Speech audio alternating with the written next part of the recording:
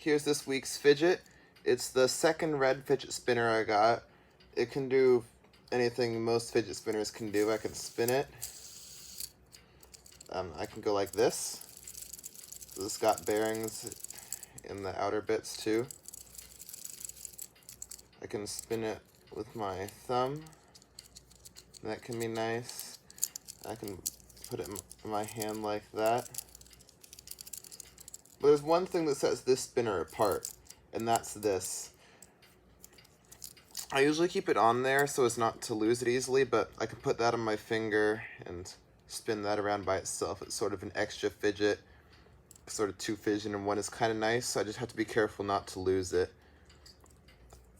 It just goes on there like that. Took it off beforehand so I would make sure that I got it off, but yeah.